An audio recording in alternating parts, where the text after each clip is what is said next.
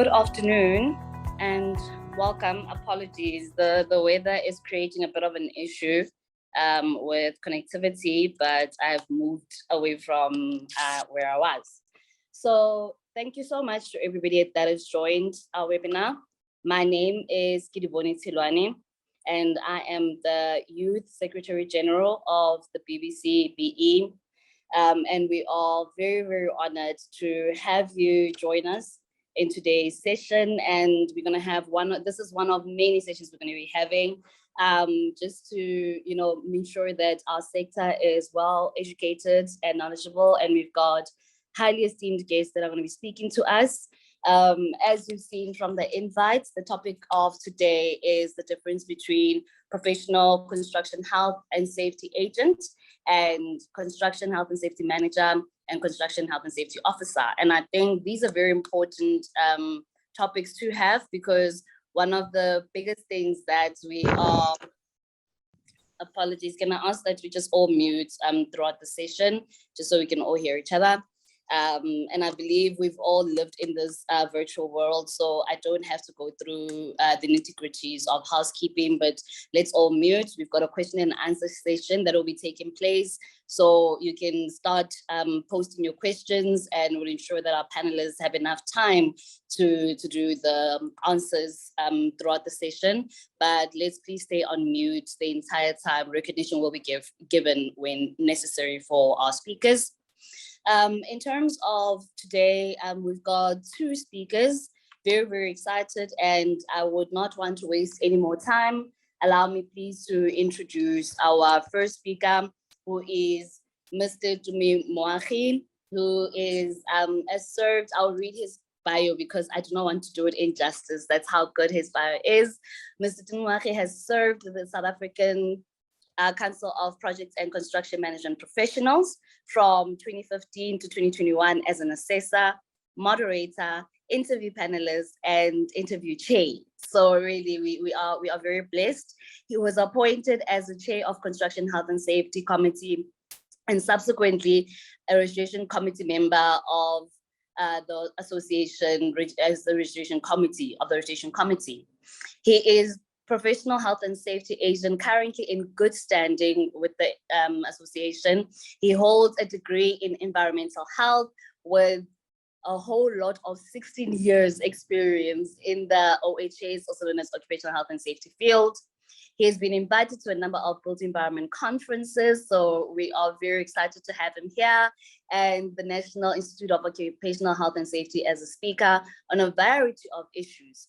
He's currently the general manager of Incident Prevention Solutions, IPS, and a Spot Hole, a road safety mobile app that voice alerts motorists of potholes around the country. And I think we can all agree that this is one app we all need to have, and we're very excited that 4IR is finding its way into different industries.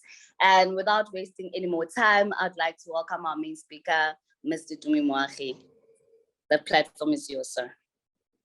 Thank you, Madam Chair. Good afternoon to everyone. I hope I'm very audible. I'm not sure if there's only 16 people that have joined in, or we need to wait for more. I was promised for more delegates, but it's fine. Once again, thanks Bbcbe for the very long bio. I think it was very long. You could have just introduced me as Tumi from Alex. That would have been simple. And people knowing Alexandra, they know that township is a big health and safety risk. From noise to car hijacking to paternity fraud. So hence my passion for construction health and safety.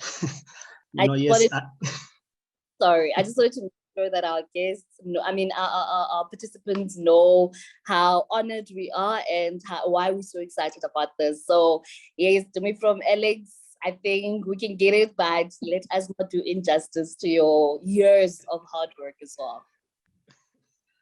No, thank you, Mayor. When Nandi requested me to come up with a presentation, I actually had two in mind. One was ethics in construction health and safety, and the other one was the different registration classes between agents, managers, and officers, because a lot of clients out there, whether it be private sector clients, whether it be governmental agencies like your Department of Public Works or local government, your municipalities, a lot of them are completely unaware, of the construction health and safety space. What is an agent? Is he an extreme force? What is a manager? What is an officer? So the crux or the aim of this 20, 25, 30-minute presentation is just to debunk that and just to demystify, some of the uncertainties, or just to demystify, information that has been incorrect for all along. And I'm hopeful that after my presentation, everyone will be more informed, and hopefully the people who have joined the webinar can ask us some great questions so that we can ultimately move forward. So I'd like to say thank you to the Black Business Council, for actually inviting me here. All right. Like I said, I will be talking about just 3 things: ethics in construction health and safety, the difference between registered agents, managers, officers, and obviously the education profile. So Chair, please just hold on. I'm actually struggling to move down my mouse. The screen is not being friendly with me. It's noted. Technology does tend to give us a bit of issues, so we'll be patient.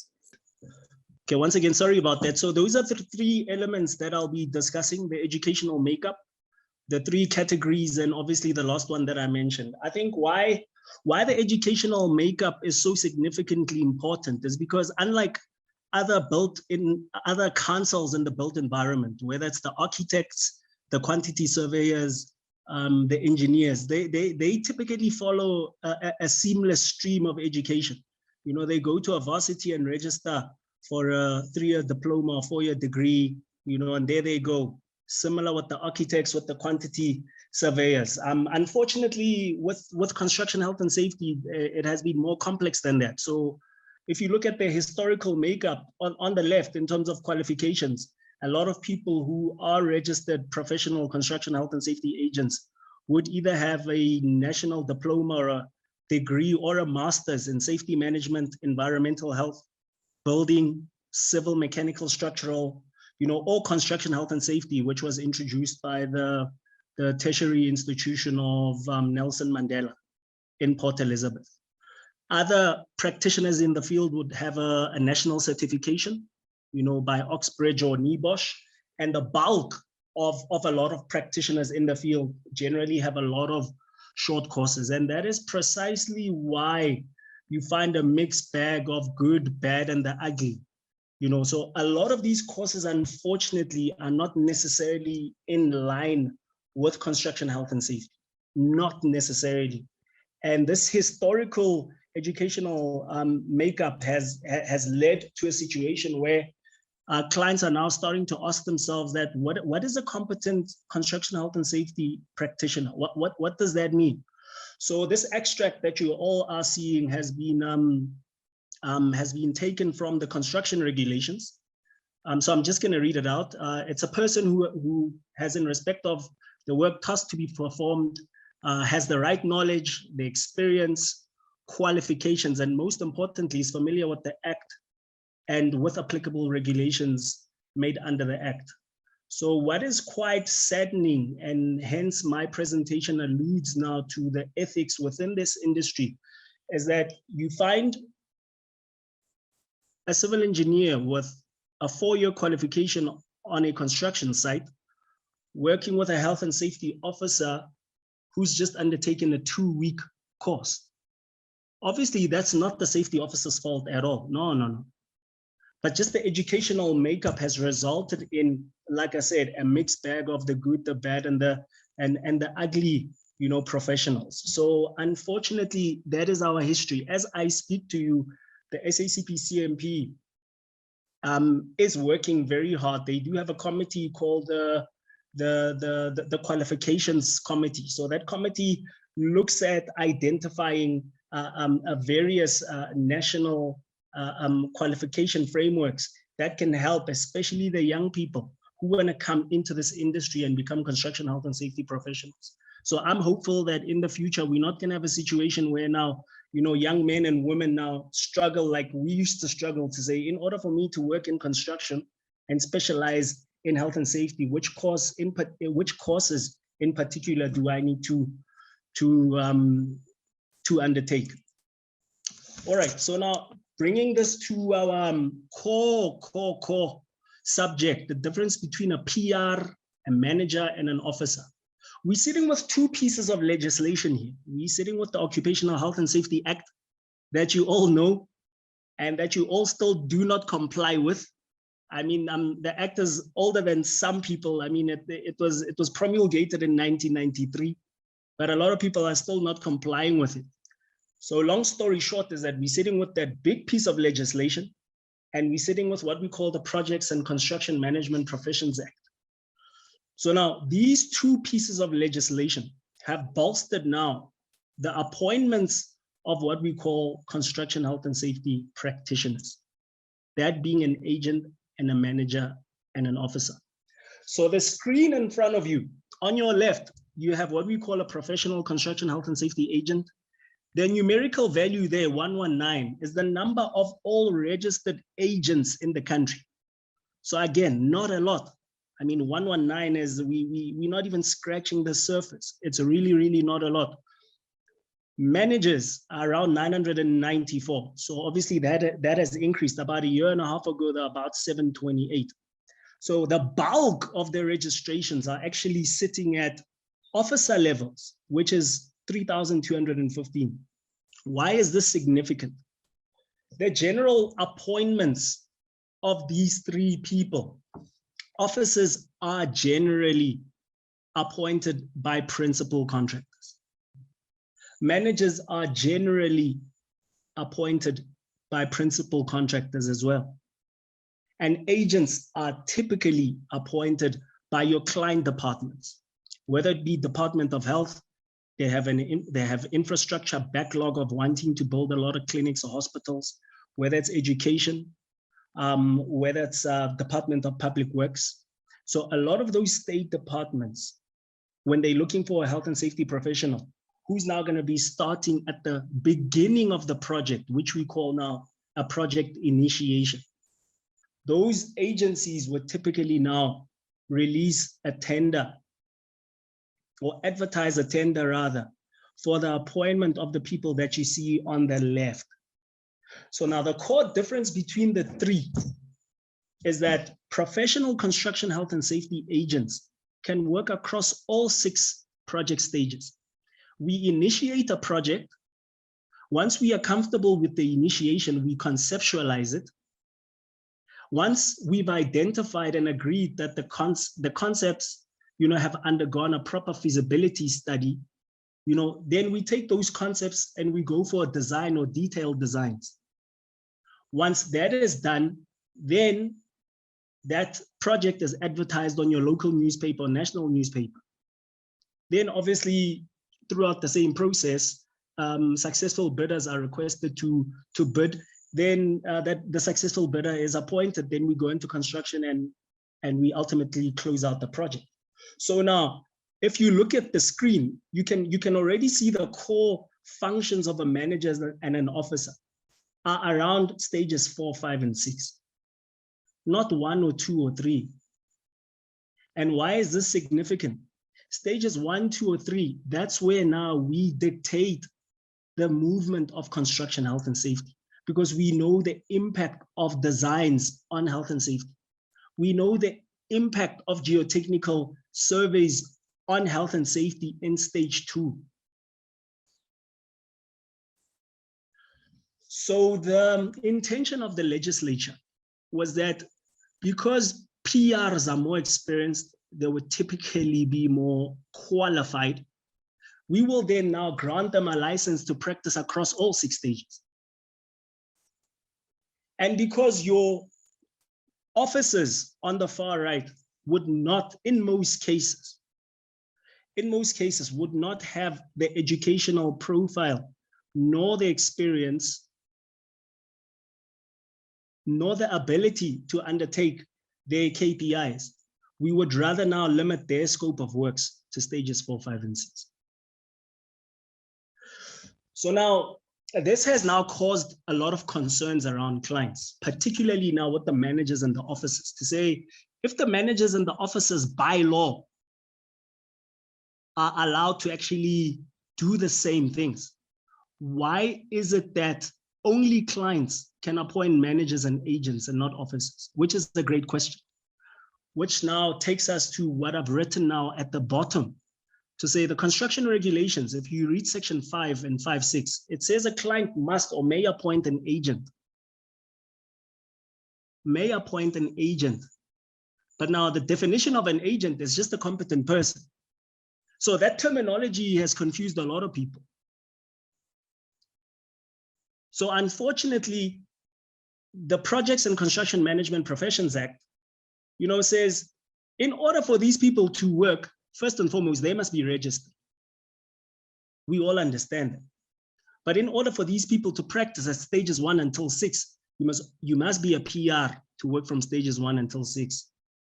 You can only work at 4, 5, and 6 if you're a manager or an officer. So going back to my original question, why are some clients saying that now we are not going to hire officers, we are only going to hire managers? It's because of the ring fencing of the terminology in the construction regulations.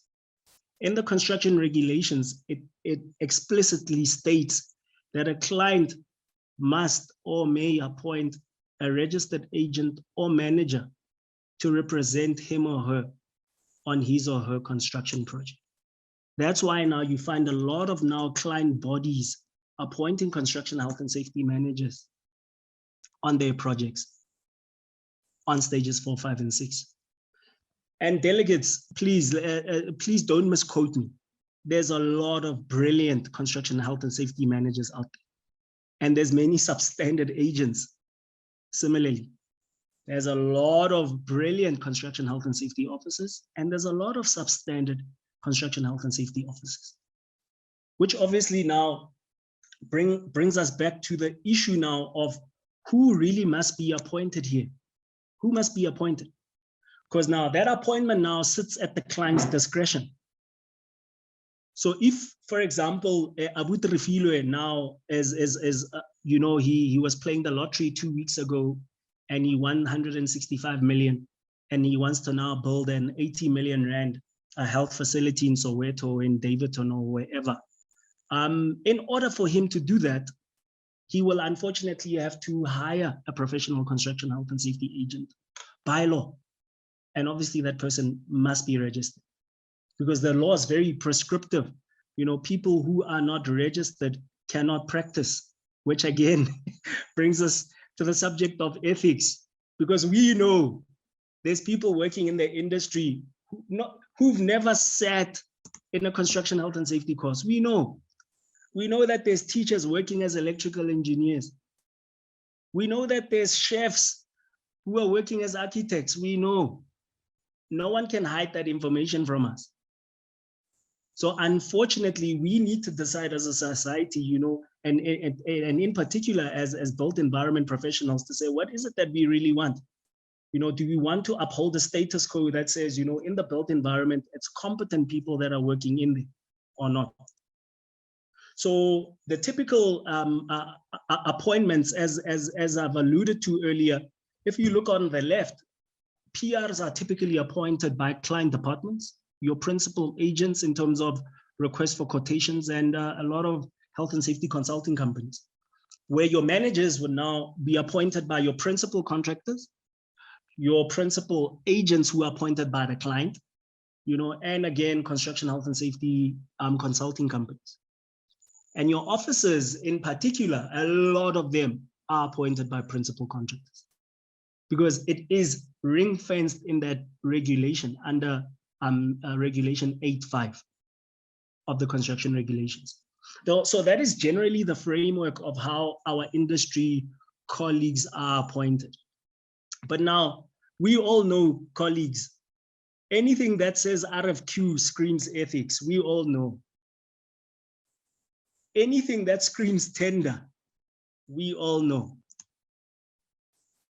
So unfortunately, we are dealing with a situation where you have a lot of registered PRs and a lot of competent managers who simply can't get work because now work has been given to unregistered people.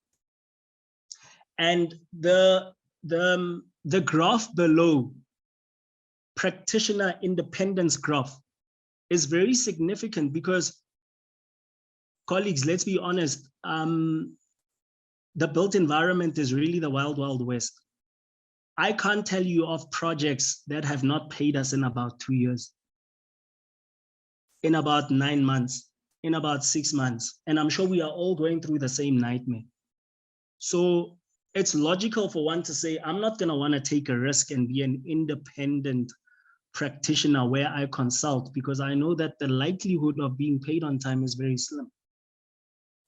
So unfortunately, you find a situation where a lot of independence is around professional construction health and safety agents, because they know if they get one project and is in line with their professional fees, you know, then they're probably set for the next 6 months or for the next year, obviously depending on the size of the project. But what is critical here is that we know that as South Africa, we are a developmental state. We want people to move from officers to managers to agents. But I need to categorically state that not a lot of people want to be agents, and that is fine. And not a lot of people want to be managers, and that is equally fine. But people must choose what is it that they want to do. But now, if we're going to practice as professionals in the industry, then we need to abide by what Section 27 of the law says, which is our code of conduct. We need to be very, very ethical. We need to. So that is generally the framework. That is how practitioners are appointed. That is now the difference in terms of the education profiles. Those are the numbers in terms of all registered people in the country. If you look at those statistics again, the number of agents is 119, number of managers is around 994, number of officers is around 3,215. That is not a lot of people, colleagues. If, for example, government implements more than 10,000 projects annually, for example, you can see that we are sitting with a big gap. So we do need more practitioners to be registered. We need, educational frameworks to be done and dusted and signed off, so that, youth CHS practitioners can go into these tertiary institutions, get their qualifications. Companies like IPS, we obviously need to have a big window which can allow these people to come in to do their in-service training, because then we will be taking charge of the industry so that we can ultimately move forward.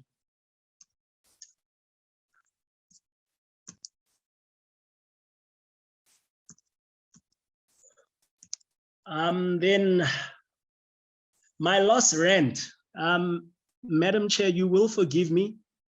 I know it's unethical, some of the photos that I posted here, but the truth is it's very difficult to talk about ethics in construction health and safety, and not talk about the politics that are surrounding our industry.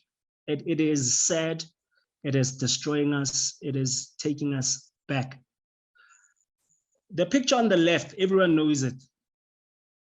It doesn't matter where you're from. Everyone knows that.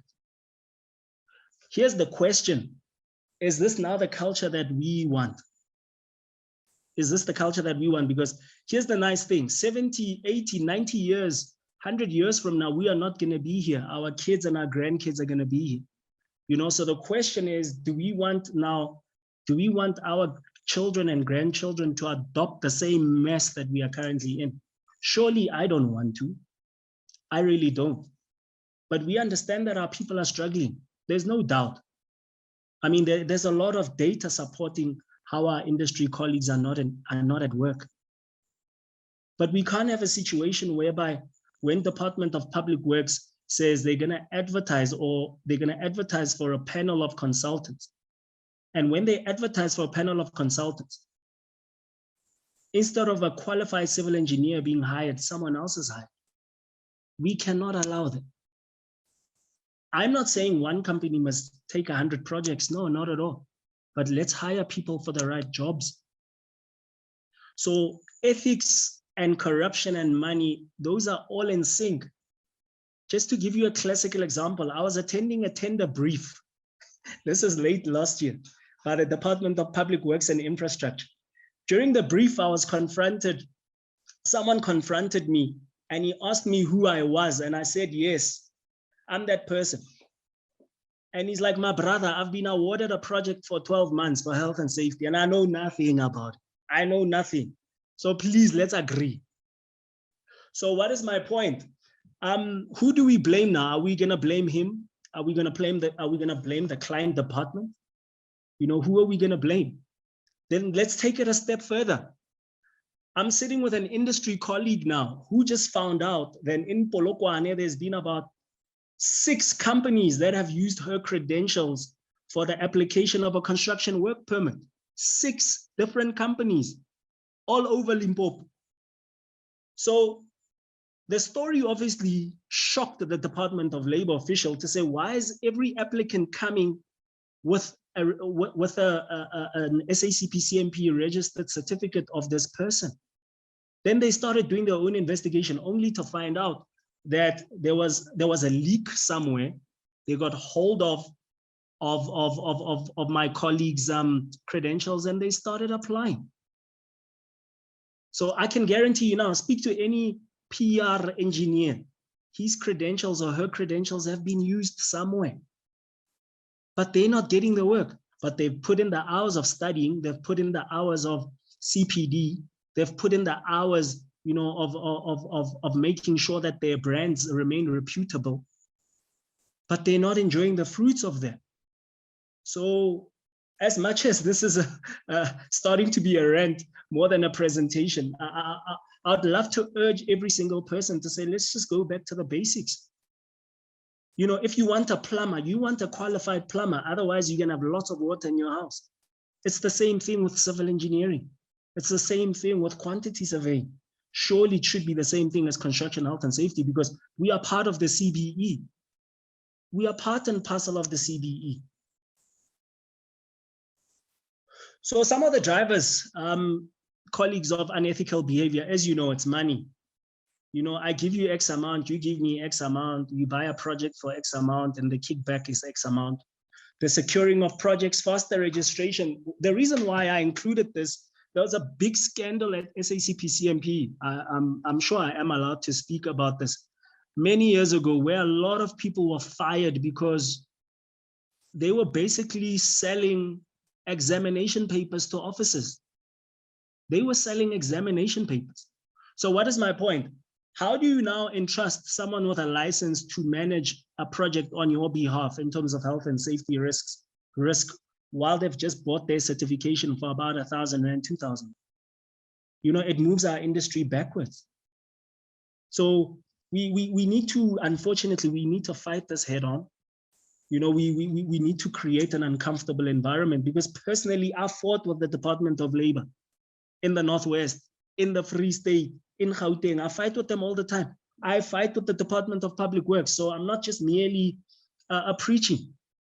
I was having a fight with Ohs yesterday, who's the occupational health and safety specialist in the Northwest province, to say we can't have a situation where unregistered people are given a license to practice. We understand our brothers and sisters are hungry, but the same registered competent people are also out of work.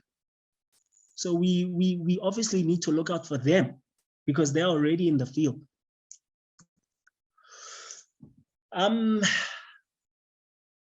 This is very difficult for me, ladies and gentlemen, because I'm seeing this on a day-to-day basis, where, especially if you look at the last line, or the last bullet, rather, I can't tell you as an assessor how many plagiarized reports I've seen from people. Thousands. Our brothers and sisters do not want to sit down and do their own reports. Why? we can't have a situation where we don't want to do our own reports, because at the end of the day, council is granting that individual a license to go practice. So we actually need to do better. Like Ntate Gregory Mofokeng likes to say, yeah, no, Moahi, you must do better. So I think all industry colleagues, we really must do better. So as you can see, the educational makeup of construction health and safety has been distorted from the beginning. And because it has been distorted from the beginning, it has resulted in a lot of practitioners not being sure exactly, where it is that they must go. And equally, obviously, confusing the clients. Hence we are in this mess that we are in. So, ladies and gentlemen, I'd like to say thank you. That is the end of my session. I hope I did not rant for too long. And yeah, thank you, Madam Chair. Wow, I don't think you spoke long enough. And I think the ranting is also, as you call it, ranting, but also it's just eye-opening. You really are raising very important matters. I know according to our program, we do have a question and answer session, but I have been making notes throughout your speaking, and I have found so much value in what you've been teaching. I'll call it teaching. And I think the distinction that you made also between the agent, the manager, and the officer is actually important, because a lot of times we especially, I'll speak for young people, we don't really understand how many opportunities there are within an industry. So I think one of the key things that for me personally, and I think a lot of the attendees will attest to, is that you have given us a good understanding of how the, for lack of a better word, how the OHA's universe can be divided into different sectors in terms of education. It's worthwhile to note the number of professionals registered and I think the word competent, like you rightfully said, causes a lot of confusion, but it's really important to acknowledge the fact that people have studied, they've gotten their qualifications, they are registered, and it gives comfort, because one of the key things in a project, and this is why you're asked for your health and safety profiles, is that we need to make sure that your project can stand, so for 20, 50, 100 years, one of the people who are catalysts ensuring that your project is safe throughout the duration, at initiation all the way to closure of the project, are actually registered professionals. And like you rightfully said, some of the times it's not even a qualified, yes, maybe competent individual, but it is important that we understand the qualification element of it as well. I'll hold on my questions so that I'm not unfair on the other attendees, that I get a chance to ask questions now and they have to wait until later. But there are definitely a lot of nuggets of wisdom that you shared, and possibly areas of clarity and opportunities as well. I hope the people who are listening as well can identify areas of improvement based on your presentation. And I would like to appreciate also the time that you've taken to prepare this very comprehensive but captivating presentation. I, for one, was listening, and like I said, I was making notes throughout.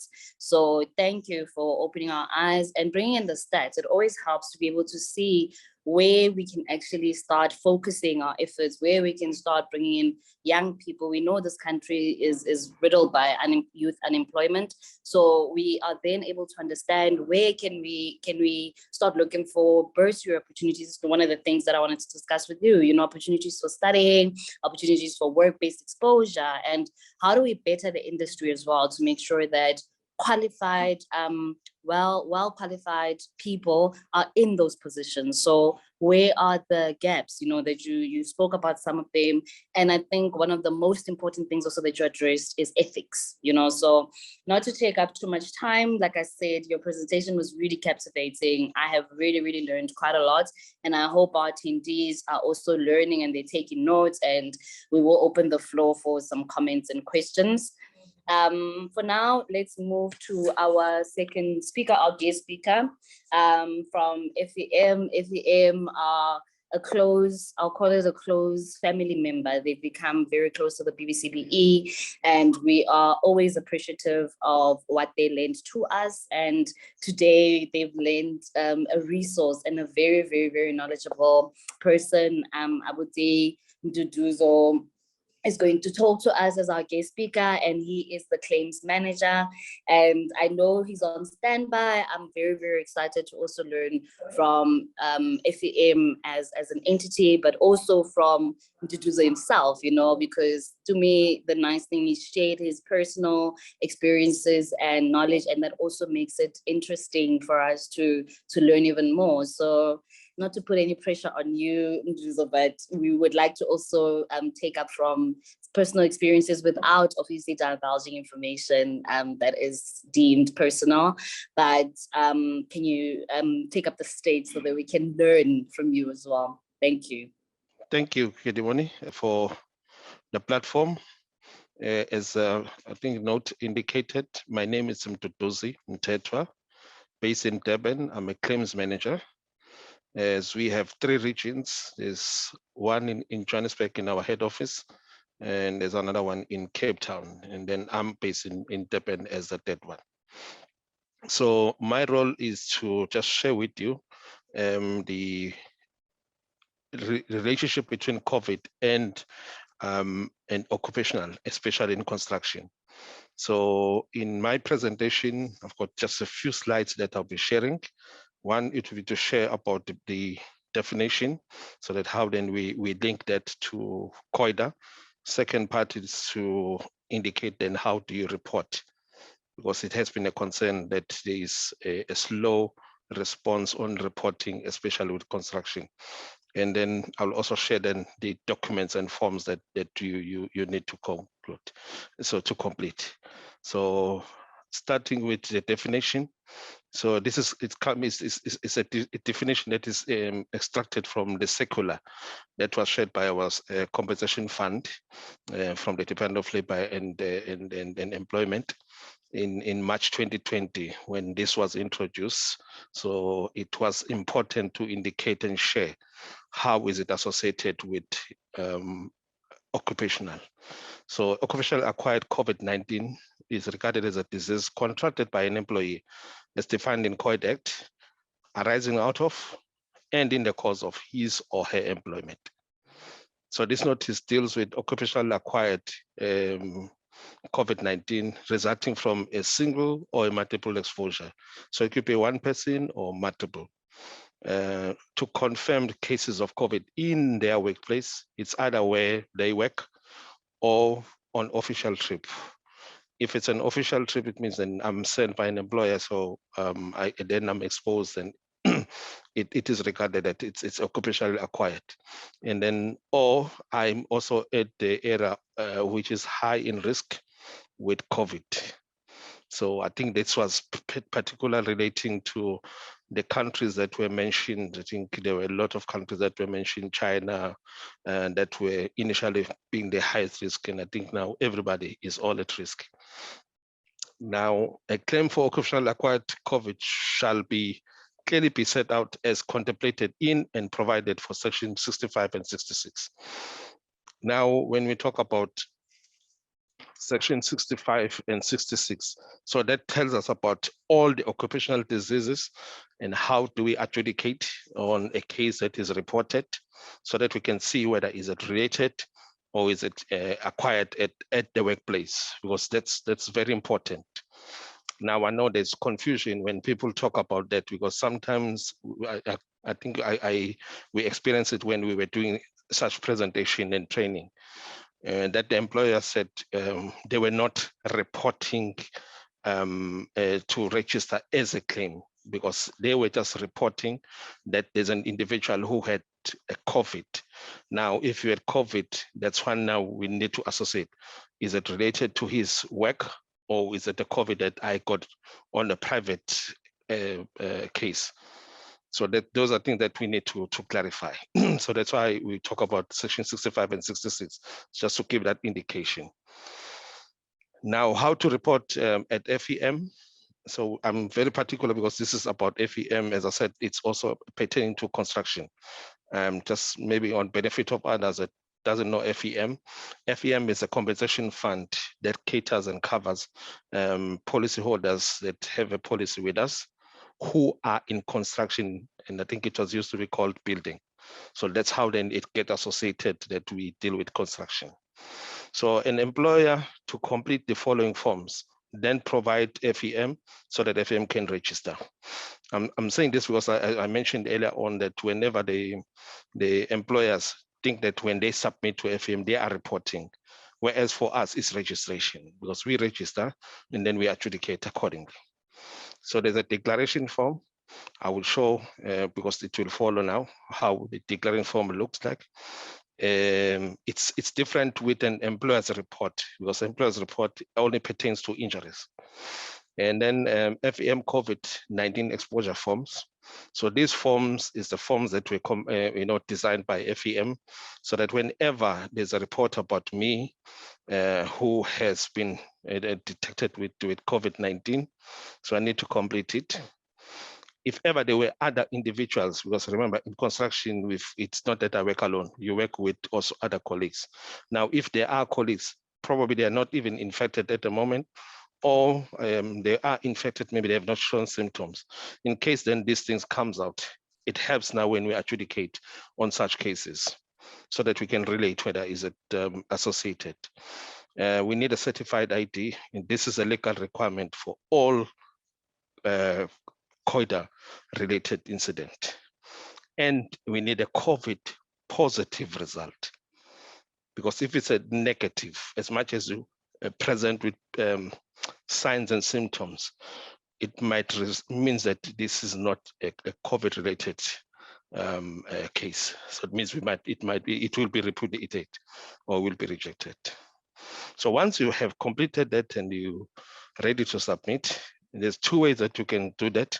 It's either you send an email to FEM and use FEM registry at fem.co.za, because it's sent directly to our registry department, who will register the claim, and then the claim number will be then created. Once it's created, it will be then shared with whoever registered the claim. But the claim number does not mean that the claim is accepted liability. We can further then update with the liability once it's been decided. Or the second part is to register via online. So this we have introduced. I know there are few of the policyholders that now are able to register online, but still, some are still experiencing challenges. But we still encourage, even if you're using that you send an email so that it will be quicker and easier, the registration. Now, if you need to get all the forms that I'm talking about, you can go to www.fem.co.za, and you can be able online to get all these forms. The form that we refer to, like I said earlier on, declaration by employer or authorizer. So it just requires information about the employee, the employer, and then just give those a little bit details on what happened. As you can see, it talks about occupational disease. So then the nature of disease. Now the reporting of an occupational and the reporting of an injury is slightly different, because it has dates difference. The date difference with occupational disease is that there will be a date for diagnostic and there's a date for reporting. So those are dates that are sometimes different. So it happened even when it comes to noise-induced hearing loss, that with date it's reported and there's a date that is also diagnosed. So don't be confused if you have those dates. And most time they are not the same. So those are dates that we refer to because they give guidance and also indication when we make decision on adjudication. Okay, the second form, as I mentioned earlier on, is a form that was formulated by FEM. So it talks about an employee, the details of the policy, and then the history of how the individual was infected, who is suspected, and all those details. Then the test result will follow, and then the list of employees on the right. I think it indicates that you can put the number of the list of those employees that are alleged to be also been affected with this test. And this is a risk assessment. A risk assessment, I think it has been shared with all the employers. It just helps to identify in whether in the workplace is it safe, to work. Are we complying with the regulations that are were introduced of COVID? The distance, whether the screening has been done. Do we do for example, the temperature testing? If I come with signs and symptoms of cough and flu-like symptoms, then what do you need to do? So all of these are risk assessment so that to ensure that there's safety at the workplace. And now the next one is to share with you the stats that we have on the reported at FEM. So it's just categorized according to the regions and also indicated which one were accepted, which one were rejected, and the fatals. So I think you can be able to share my presentation with anyone. And if there are questions, then we can be able to answer, because I won't go to details on this. But to indicate we've had less reported about the fatals, so it hasn't been that much. And I think there's another thing that I needed to emphasize as I'm explaining about the stats, is that on the regulations, whenever there's one is tested positive for COVID, and then a claim is accepted, CODA will cover up to 30 days for the loss of earning of 75%. So that affects those that were, have those symptoms and were treated and managed. Now, if your condition complicates, so that means that we do consider a TTD beyond the 30 days. And that's also the same thing. That's why I was talking about it at that time, because I was talking about the fatals. So if ever there is a fatal, that is related to COVID, and we have accepted that claim, so the payment will be the same as we do with all the claims of injury on duty. So the beneficial would then benefit. So that's the reason why I needed to explain that, so that it will be clear, because I know there's a lot of questions about that. So we've had a lot of claims that we had accepted, and we had few claims that also we rejected. But based on, I think, as I was explaining earlier on, one, based on the result that we received, which were not positive, or there were no proof of the result to say it's positive, or two, there were no trace of an individual at work who had infected. There's a confusion, because sometimes people will say, I'm negative, my wife is positive, or I'm positive, my wife is negative. But how come then I got infected? It means I got it at work. So we don't work with assumptions. So that's what I'm trying to clarify. We don't work with assumptions. That's why the test results are very important whenever reporting. So there's a percentage that you can see at the bottom to indicate all this reporting.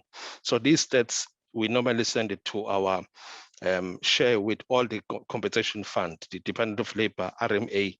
We share all this, because that's where we, our team is communicating, just to share, because this has been a new norm that we work with. Yeah, and I think you can see now, this is the amount that we've paid. The total amount, the total claims is 1,045, and the TTD that we have paid is 3.5. And we haven't paid a lump sum for the PD, or permanent disablement, but paid to pension, I think this applicable mostly to those that have lost their lives. So it's paid to the family. So it's 279,000. So medicals is 301. So this depends with medicals. It depends with the admission. We haven't had a lot that were admitted, but only few that were admitted based on complications. That's how then the numbers go like that. And this is our funeral cost. Funeral cost of 134. It is gazetted that there is, I think it's 18,000 rand plus that we pay for all the fatals relating to any occupational disease or injury. And this is the lump sum that was paid to the dependents. I think that's all about my presentation. I hope my presentation was clear and I couldn't lose anyone when I was talking. Thank you. Thank you. I think it was clear. I don't see questions yet, but I know with these kind of setup, you normally have to create an engagement, and then we'll start hearing from our attendees. So I appeal to the attendees once more, drop your questions, and if you want to, excuse me, if you have anything to say, you can also just put your hand up. Together with the team working in the background, we can then pick up anyone who has comments or questions. I would just like to welcome, I didn't want to disturb any of our members, but I'd like to welcome leadership of the Bbcbe in the form of the Deputy President, Meki Lemteto, and the Treasurer General, Mayor Mathas Dumedi. And we are really appreciative of you making time to be here. And also to everyone else, we really appreciate your time. Let me get into it because I have a few questions. I think I'll start with you, since you were the last one to speak. I think one, I'd say you did us a disservice in that some of the people in attendance are not familiar with FEM. So I think you giving us that brief explanation of FEM was a little bit of a disservice. So given the importance of what you're talking about in terms of COVID, I think it would help if you could just give us, even if it's in the chat box, if you don't want to come back on, just a bit more information on FEM. It will help a lot for our members. You still have time in terms of the allocated time, so if you want to come back and speak about that, but I think for a lot of us who are familiar with FEM, we had the benefit of knowing what you're referring to. The other thing is, and I'm speaking for myself, I too, like everyone who's attending, is here to be educated and to learn. And I actually did not even know that you could do COVID claims. So when I first was listening to your presentation, I actually had to take time to understand what exactly this entails. So I wanted to understand, and I mean, I know you touched on it in your presentation, but when you talk about the rejected claims, when we talk about, I know it's a small percentage, about 20% of the applications you received, but if you can just give us just a basic understanding of over and above the fact that if you don't have a test result, I think that's one of the most obvious ways that it could be rejected. But what are some of the other reasons that claims could be rejected? That's the first thing. And then the second thing I wanted to understand is there a certain duration of how long you need to be a member of the entity before you can submit a claim? Or do you, as long as you are registered for compensate workman's comp, you can do a claim? You know, so if you can just clarify some of the nitty-gritties of how the process actually works and who can actually contact FEM to say that I've got X number of COVID cases and, you know, this is the situation we want to apply. I think what was also interesting to note is the payouts, even for duration that a person is off, you know, so similar to if you have an injury on duty, if you're missing up to 30 days, you can correct me if I'm wrong, missing up to 30 days of work, you can be compensated. Again, maybe similar to the question on what's invalid, what are some of the criterion? And like I said, some of the things you could have addressed, if you can just maybe highlight a bit more, what are some of the what qualifies a person or an employee to be able to get that compensation for X number of days that they booked off? And my understanding was it's 70%. So is it 70% of the earnings that the person will receive for up to 30 days? And then, yeah, the member of good standing. I think from my side, those are the questions. Before you answer, I can see there's something happening in the chat. Okay, there's a question here. I really don't want to butcher people's names and surnames, so I will just ask this question and then maybe also allow the person to just say their name and surname so that I don't butcher it. But the question is, how come there is no difference in the registration category? Oh, sorry, this is for our first speaker. All right, I think we can address my questions, and then if there's any other follow-up questions, we can do that. Thank you. Other reasons for rejections or for repudiation of claims, if I may explain, construction is not a high risk when it comes to exposure to COVID. So that's one of the reasons that we look on the risk involved. So like I mentioned earlier on, and when I was talking on people were going to areas with high risk or going to, you know, on a trip. So we call that, I think it's a potential risk, because now when you go out, you know, if your company send you to Pietermaritzburg, for example, or you're moving from Gauteng and you come into KZN, and once you come and you attend the meeting, and you were negative when you were coming into KZN, and then when you return and then you report that you acquired COVID. So there will be questions that we ask, maybe your length of stay, areas of exposure, because there are a lot of areas that can expose. So those are things that we look at. So if that on those travel, there's no link, that's when then we don't get that. So that's why we put that is part of high risk. So as I said, construction is a low risk when it comes to the infection. Unlike when you look on the area of high risk, the healthcare workers. Now, if you were working in construction and you are a first aider, now if you go and attend to me and then you are infected, or a security, let's put a simple one, a security because they do a lot of screening, assist with screening, they check temperature, they make people to complete.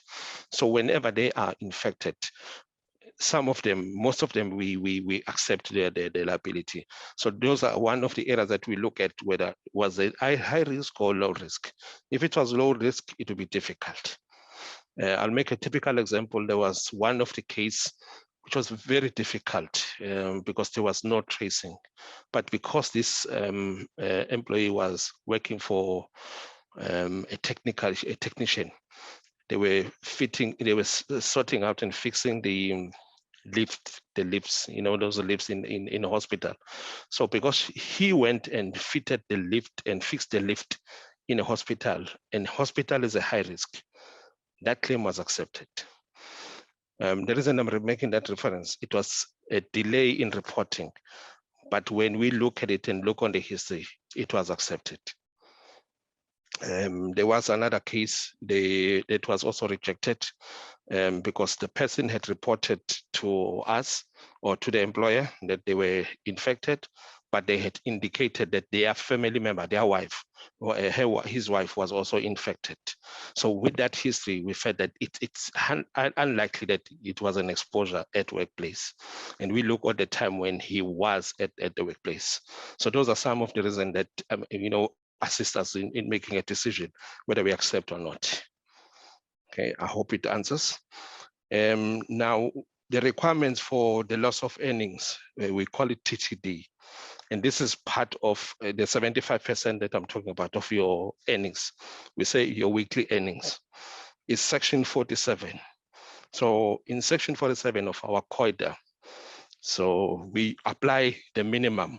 So if ever then the employer is paying you less than what you is on minimum, then we adjust it and make that payment. So whoever qualifies for that, number one, the claim must be accepted as a COIDA related incident. Secondly, there is a medical certificate that book you off in relation to that condition that you were accepted the claim for. So that's when we'll apply that, or there's a medical certificate. With the COVID cases, what we were also looking at, because sometimes people were not even consulting, but once they submitted their test result, which was positive, and we had accepted the claim, while they were doing quarantine, we were covering that area, those times. So then those dates we take up to, I think it was 14 days at that time. So we'll pay up to 14 days as how the employer will inform us. But if it goes beyond 30 days, that's when we require medical information so that we know that really, was it necessary for you to take that long? Because that 14 days or 10 days, it gives the infected person a chance that they'll be a low risk when they go into contact with others. Is there anything that I missed out on your questions? No, you actually answered it, yeah, comprehensively. I think we still have time. I just have a follow-up question with that. Where you talk about the risks involved, I think it's quite something that we need to understand. It's clarified, is that it's not necessarily that if you submit a claim and you've got COVID, it's the fact that it's proved, you've got all the evidence, you've got the test results and everything. It's not necessarily meaning that the claim will be approved. There's actually the assessment of the biggest chunk of the assessment work. It's in the risk environment, understanding the exposure, because we need to trace back to the industry and the work that you were doing. Correct. I think as I was saying earlier on with the definition, that is a disease that you contracted as an employee, whether it was arising out of or in your workplace or your employment. So it means there must be something in relation to your employment that made you to be exposed to COVID. So that's when then we'll make that decision to say this is an occupational acquired disease. Because when you talk about the COVID, we can get it anywhere. I'll make a typical example so that maybe it can give some sense. A TB is everywhere. Anyone can contract TB, but in occupational, at workplace, people that are highly at risk to contract TB are medical practitioner, because they get exposed with those. So one question that will be asked, if ever, as a nurse or a doctor or an administrator in hospital, I say I'm positive with TB. How did I contract it? So there must be a source that made me to have that TB. If there's no source and there's no direct link, that case also will not be accepted. So it's the same case. We can't, because it is also an occupational disease, the TB, but we don't have that risk in construction or in the workplace that we can be able to accept it. So those are some of the reasons that we use to make decision on adjudication. No, I think that's very clear. And one thing I always appreciate about the Bbcbe is that it allows you to have knowledge of in the ins and outs of the industry, and this is one very important topic, I believe. So there's a question here. I'm going to attempt to say your name, and please forgive me if I do butcher it. You can always just come in and correct me. But MDU, they shorten it to make it easier. MDU. Oh no, I mean the person who asked the question. One of our attendees. So I believe it's Tivali. You'll correct me if I pronounce it wrong, but he has very interesting questions, and I think that's one of the things when I started interacting with you, I raised that it would be worthwhile to understand the organization as well, because some of our members do not, some of the attendees do not have an understanding of FEM and what you do. So the question is, what are the benefits for us as a company in registering with FEM compared to the Department of Labor? And then the second one is, can I have a FEM consultant to contact us, give us more details with regards to registering with FEM? Yeah, that's a difficult one to respond, but the benefit at FEM is what we do best. We're very close with our policyholders, and we update them with anything. We also share with them the benefits. One of the benefits that I'm talking about is the rebates that we award. And all of that is based on the claims cost.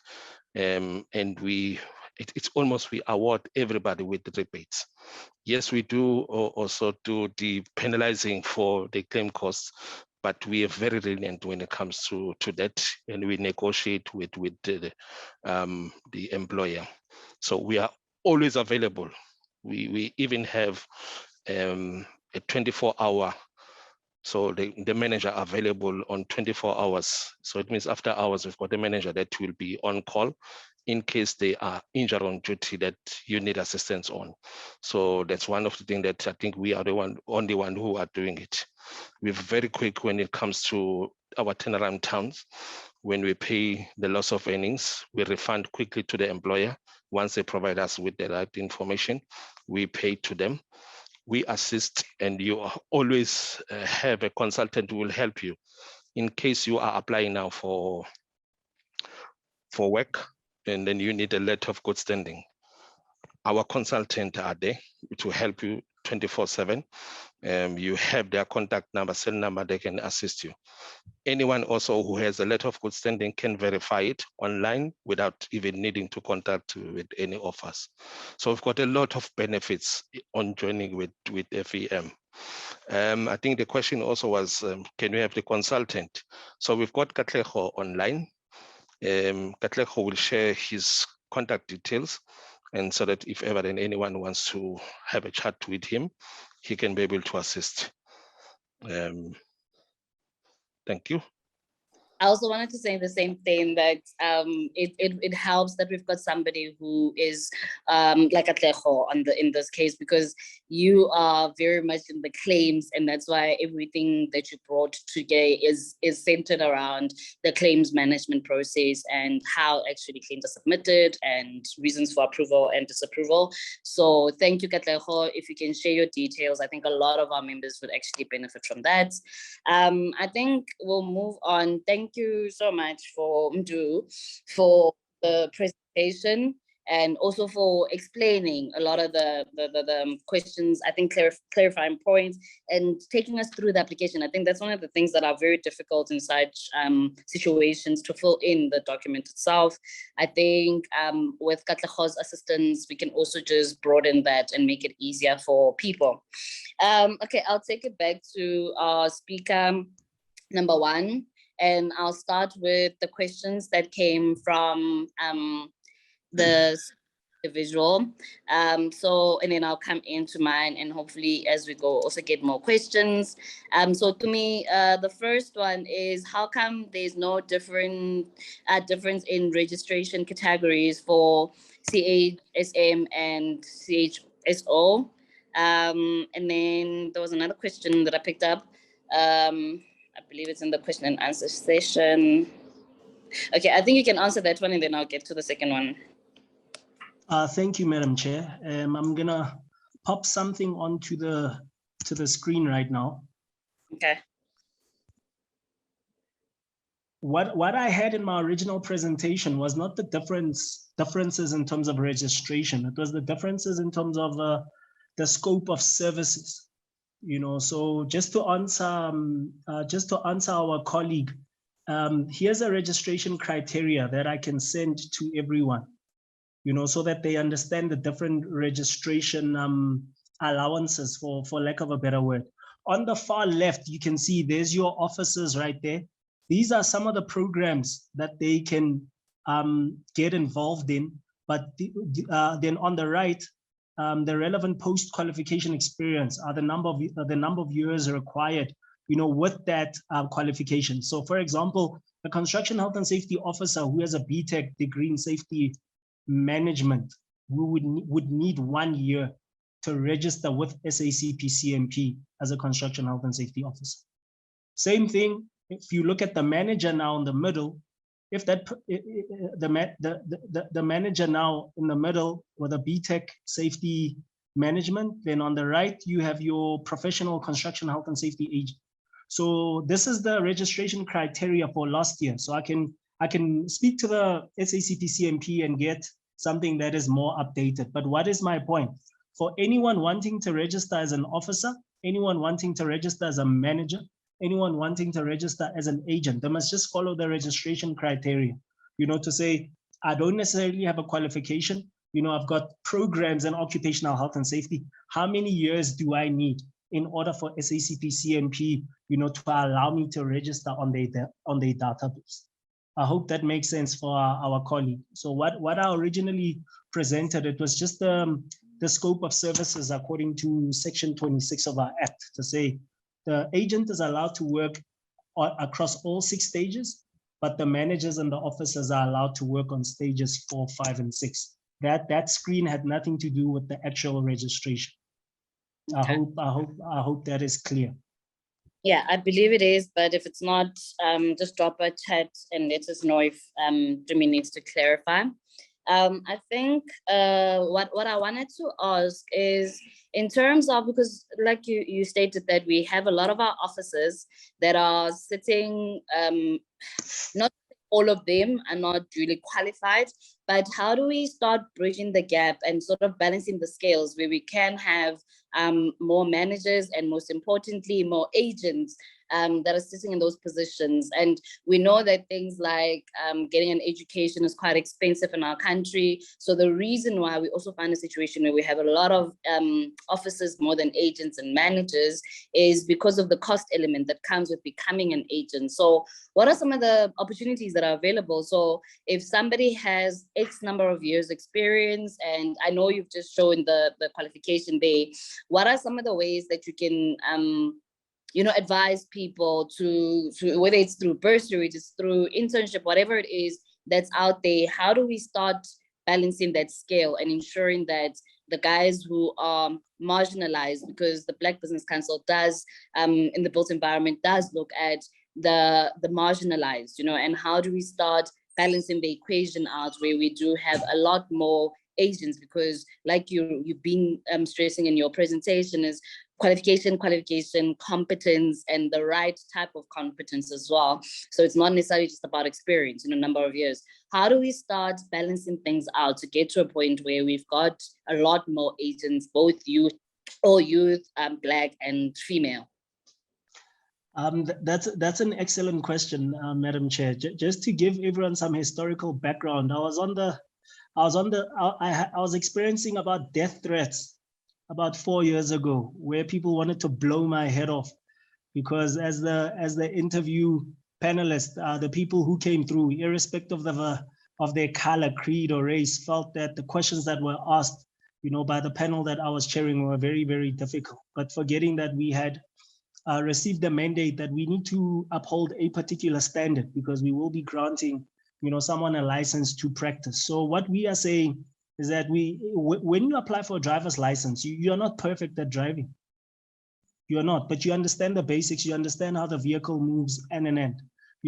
So it may be a simplistic example, but the point is we grant someone a license based on the fact that they have the ability to do the work. They have some inclination of what needs to happen. So to answer your question, when Tate Matutle joined SACP-CMP, we agreed that, we're going to try push for a lot of our brothers and sisters, to come in. And hence there was a big increase of people registering as candidate construction health and safety officers. So meaning someone leaves school at matric, does a 6-month course, with whatever institution, then that person automatically is registered as a candidate. Then in order for them to move from a candidate to an officer, there's some programs, that they would have to do, which we would call continuous professional development, CPD, so that is the starting framework. So as I speak to you now, I mean, almost every Tuesday of every month, SACP-CMP is running exams for people who have registered as managers. And I think the same thing on Thursday, if my information is not out of line. I think it's every Thursday is that construction health and safety officers are also applying, and they're being granted an opportunity to write exams and to come in and. But long story short, Madam Chair, is that we may need to come up with possible waivers, because we've seen a situation where, because of the decimation of COVID-19 and people losing work, a lot of people cannot apply. And because a lot of people cannot apply, automatically they're out of work. So if I'm a principal contractor and I must go build a road in Tembisa, I'm forced to hire an SACP-CMP registered officer. So even if someone is competent and and can do the job. On the basis that that person is not registered, unfortunately, he cannot or she cannot be allowed to work on the project. So we had a discussion, you know, as a registration committee to say, can we not waive some of the fees, especially for officers? I mean, if a fee is about 2,000 Rand, can we just not waive that completely and just allow people to come in? So unfortunately, that was not successful because council, for it to run, obviously it relies a lot, you know, on some of the fees that are coming in, quite similar to a lot of councils that are relying on member subscriptions, you know, or annual registration fees and an end. You know, so yeah, the waiving of fees is the one thing that can allow more people to come in. A more streamlined educational profile can also work, you know, and another way is forced, I need to be careful when I say this, forced mentorship. What I mean by that is council has to allow a situation where agents can freely choose who they want to mentor. Because what we've seen is that you get allocated someone who's got the craziest personality, you know, and someone who's an introvert cannot necessarily monitor someone who's an extrovert, and there's a clash of personalities. So that's one of the things that can happen, where you can choose to say, you know what, in 2022, I'm going to take 2 officers. They're going to come under my wing. And after that 12 months program, you as council will have to make sure that once I submit their logbooks and these people now are declared fit to write an exam for a manager category, for example, you know, then you have an increase. Then in that way, Madam Chair, you're going to see a number of managers increasing. You're going to see a number of agents increasing. But the truth is, a lot of people don't want to apply for PR. They don't. The reason why they don't is because it's very intimidating. I mean, for example, I had 8 people in my interview panel in 2014. And you must remember, I've got long hair. You know, I've got long hair, and everyone there was lily white. So you can imagine the intimidation. You can imagine just the general discomfort. So a lot of people feel afraid to say, why am I aiming too high if I'm only 3 feet tall? You know, so maybe that is another thing that we actually need to speak to some of our industry colleagues to say, you know what, take your shot. You know, if it doesn't work, it doesn't work, but take your shot. Like I'm always telling a lot of people who've been working as managers for the longest time, I'm like, just apply for your PR. Then we'll see how it goes. You know, so yeah, that's also obviously, unfortunately, another stumbling block. Yeah, no, I hear you. And I think it's similar to engineers, you know, Yes. Intimidation, there's all the other psychological elements as well. But while you were speaking, I was actually thinking also that through institutions such as Construction CETA, and also, you know, these companies are contributing towards skills development, it would be an opportunity to also start looking at how these qualifications can be funded. Because if we're looking at 3,200 or so officers, and we're 100, less than 120 agents, and we're saying that these days within that 3,000, and I'm sure we can find a lot more who aren't qualified out of this amount as well, apart from this amount or number, if we can have people actually being funded that 2,000 through skills development or whatnot, you know, there's all these different educational bursaries, and some even come through companies. But I think it would be worthwhile also to explore how we balance the scales through funding opportunities that are available, you know. So this might be an idea for you to draft a proposal for, if you haven't already, to see how we can actually start balancing the scales. Because like I said earlier, that the BBCBE does look at majority of the time marginalized. So you want to see how we can actually have our people move on from a certain level to the next and move on, you know, move forward. Somebody has asked for your details as well, your contact details, if you can also share them. I think one thing that I believe all of us can share, and maybe that's why we don't even have a lot of questions, is the presentations you guys shared are so clear. They are so easy to follow and understand what the message is. So you're getting your message across very well, you're communicating very well, and it's worthwhile to also learn. You know, you guys have given us an hour or so of your time to help us, you know, as industry participants in any shape, size, or form, to learn some of the most important elements of one OHS, which is, I don't know how to stress the importance of it. And I've, like I said earlier, learned a lot from that.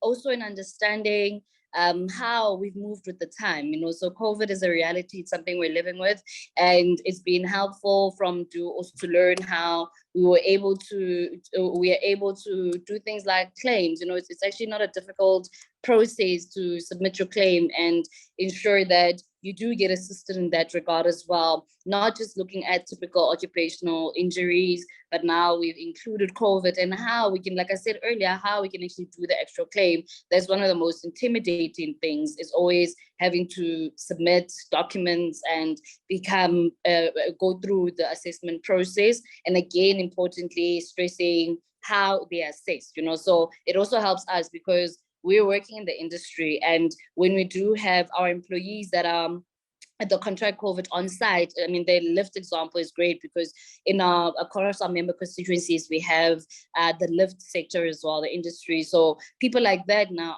are more understanding how they can assist the employees. And if you are an employee on the webinar, you now know how you can get assisted as well in such situations, but ensure that you're registered with FEM, you know. So these are some of the benefits that come with being registered with FEM, is things are simplified, and you are, you know, your hand is held until your matter is resolved.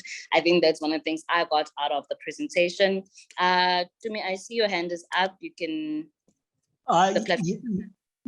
Yes, Madam Chair. I mean, maybe one last bite is that I think young entrepreneurs such as myself, we must just take more risks, and that will definitely, well, including yourself as well.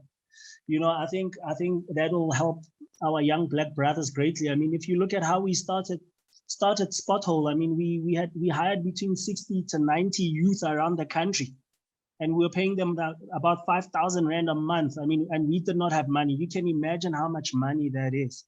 You know, so in order for us to fix this profession in our country, obviously we need to take more calculated risks, but obviously we definitely need support from everyone.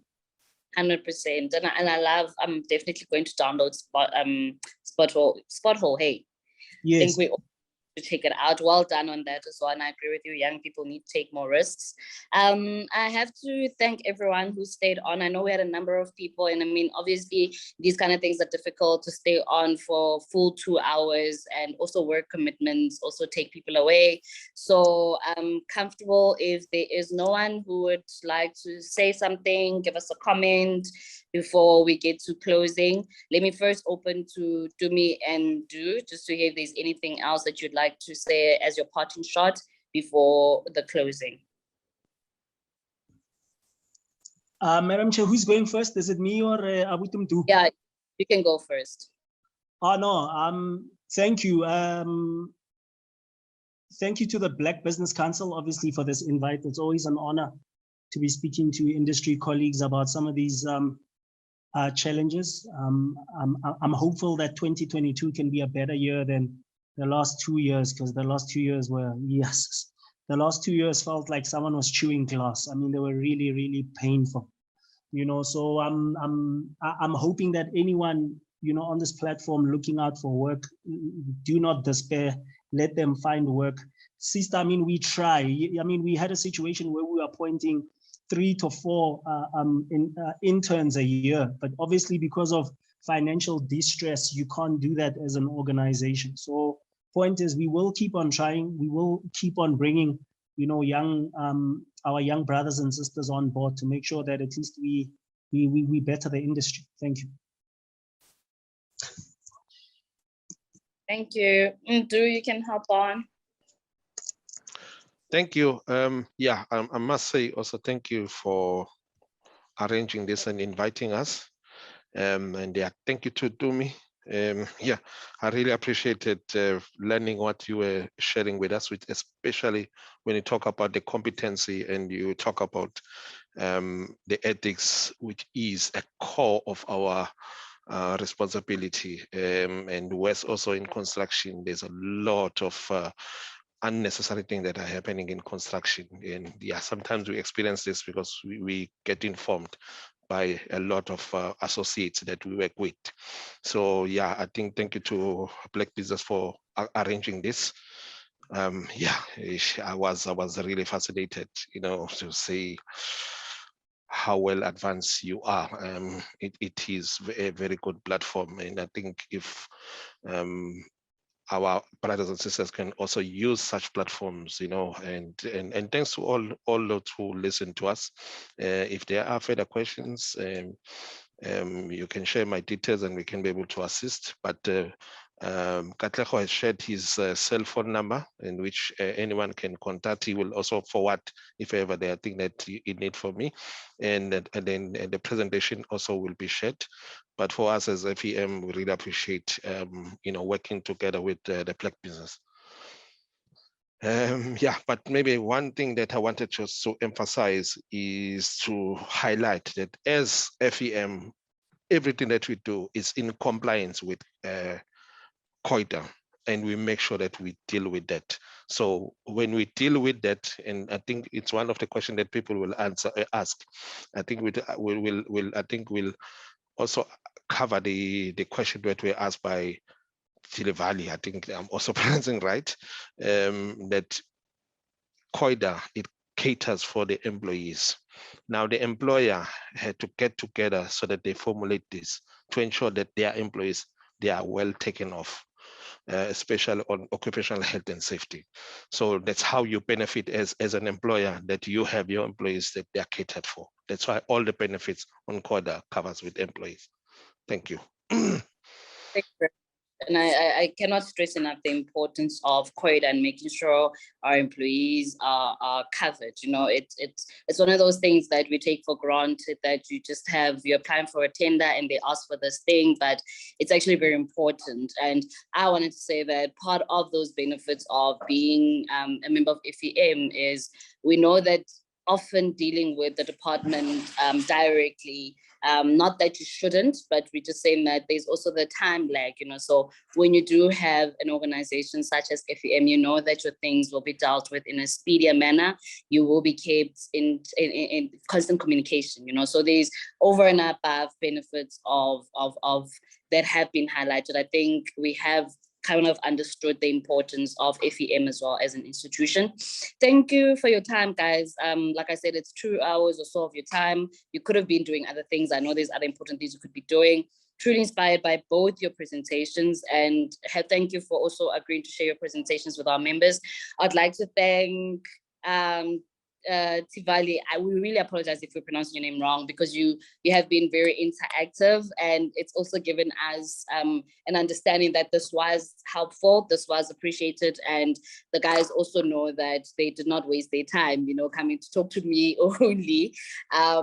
All our participants, I really appreciate your time, and I could see the numbers fluctuating, and like I said earlier, it's understandable because it is also a number of hours throughout your day when you are doing other things. A lot of our members are entrepreneurs. We've got professionals, so we've got people who are in students, so we've got people who are in and out based on the allowance of their scheduling as well.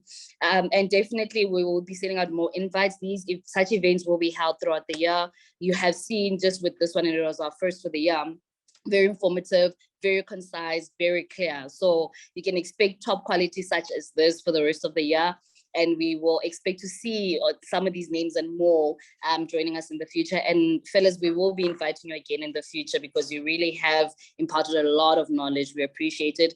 Thank you to Gumula as well. I agree with you. These webinars are important. They need to be hosted often. And you're saying quarterly, definitely we will ensure that information is shared. I think one of the things that we've realized from the 2 presentations is there's a lot of information that we don't know of. And an organization like FEM is so big and so so multifaceted that we need to break it into chunks. So such webinars will be hosted in order to create a bit more awareness and understanding, and it'll hopefully help us transform the industry, grow the industry, and increase our professionalism in the industry. Same as IPAs, really, I think we've said enough about you and how you've imparted knowledge and you've benefited us in your time today. I will hand over to Sis Nandi to close the webinar. And from myself, Kitibone, I almost forgot to say goodbye. Thank you. Same, I'm representing the youth, and you could hear from a lot of things that I was raising. It's very much youth focused because it is not a story. It's something that we all know, that youth unemployment is quite high, and the impact of that will not be felt now. It will be felt in the future if we don't do anything right now. So very much pro-youth in the built environment, and you will be hearing from us as well to see what are the initiatives that we can bring you in, and whether it's not always a financial thing, also just the information that you're imparting just to share with our young people as well. Thank you. Sis Nandi, over to you. Thank you, Kitibone, our facilitator. I think you've already done the vote of thanks, which is exactly what I needed to do. I see that Kaseho's hand has been up the whole time. I'm not sure if it's a mistake, and I don't think we can miss the opportunity of allowing him to speak because it's from our funder. Okay, you've put it down, no problem. Thank you so much. Thanks to all our attendees. Thank you to Dumi, very informative session. Thank you, Duduzi. Very clear on the COVID claims and how everything works. And just I'm grateful also to our facilitator because you've got a first-hand experience on working with FEM in terms of seamless claiming process. So we are grateful for that.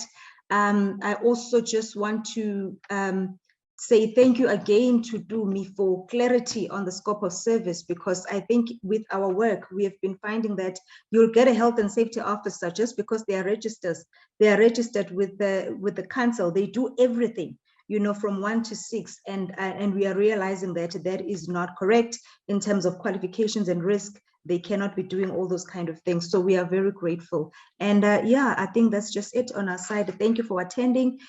Please invite more people next time. You can see that the sessions are informative, and we look forward to meeting most of our members again on our next webinar. Thank you.